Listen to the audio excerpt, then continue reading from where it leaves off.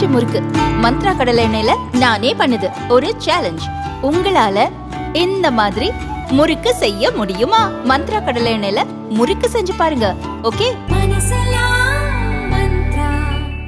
10th 12th மட்டும்தான் board எக்ஸாம்களுக்கு அறிவிச்சிட்டோம். உங்களுக்கே தெரியும், மார்ச் 3ஆம் தேதியிலேருந்து அதற்கான அந்த பணியில் என்ன போர்ஷனை நாங்கள் முடிச்சாக வேண்டும்.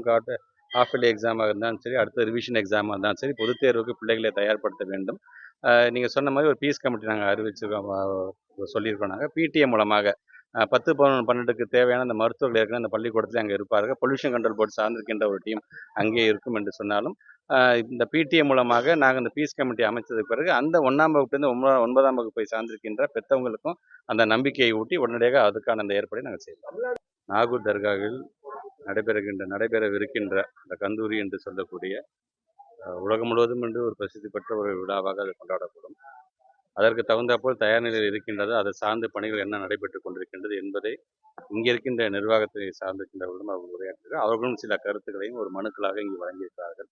அந்த மனுக்களுக்கான தீர்வாக அது என்ன நடைபெற்றுக் கொண்டிருக்கிற ஒரு ரிப்போர்ட்டை நம்முடைய கலெக்டர் சார்ட்ட கேட்டு அவரும் பிடபிள்யூ டிபார்ட்மெண்ட் மூலமாக கேட்டு சொல்லியிருக்கிறார்கள்.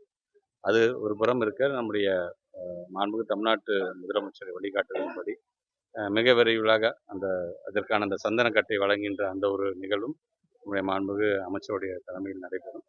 இப்படி தொடர்ந்து ஒவ்வொரு வருடமும் நம்முடைய மக்கள் வந்து செல்லும் பொழுது அவர்களுக்கு தேவையான அந்த பாதுகாப்பையும் வசதியும் உறுதி செய்ய வேண்டியது மாவட்ட நிர்வாகத்தினுடைய கடமை. பொறுப்பு அமைச்சராக வந்திருக்காங்க. நானும் இதை பற்றி அதிகமாக தெரிந்து கொண்டு அதற்கான பணியை நாங்கள் செய்வோம். முதலில் ஒரு பொறுப்பு அமைச்சர் என்ற முறையில் நம்முடைய மாண்புமிகு அமைச்சர் நாசரனுக்கு நான் நன்றி தெரிவிக்க கடன்படுறேன். இன்னைக்கு அவருடைய சொந்த செல்ல கிட்டத்தட்ட ஒரு 7 கட்டடங்கள் தங்குகின்ற ஒரு விடுதியும் அவர் செய்து கொடுத்திருக்கார். உள்ளபடி அதற்கு என்னுடைய நன்றியை நம்முடைய நாகூர் மாவட்டத்தை சந்திக்கிற மக்கள் சார்பாக நான் தெரிவித்துக் கொள்கிறேன்.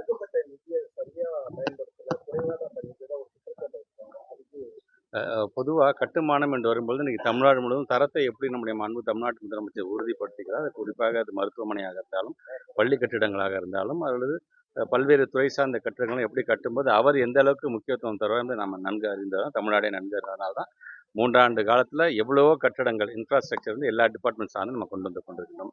இது சார்ந்தும் சில கருத்துக்களை மனுக்களாக இங்கே இருக்கின்ற நிர்வாகத்தினர் வழங்கியிருக்கோம். அதான் நம்ம முன்னாடியே சொன்ன மாதிரி அதற்கான ரிப்போர்ட்டை உடனடியாக வழங்க வேண்டும் என்று சொல்லியிருக்கோம். அதில் உண்மைத்தன்மை என்ன என்பதை தெரிந்து கொள்ள வேண்டும் என்கின்ற ஒரு நிலையும் அவருக்கு நம்ம கலெக்டர் சார்ட்ட சொல்லியிருக்கோம். அந்த உண்மைத்தன்மையை அறிந்து அதில் யாராவது தவறாக ஈடுபட்டாங்கன்னு சொன்னால் கண்டிப்பாக உரிய நடவடிக்கை தமிழ்நாடு முதலமைச்சர்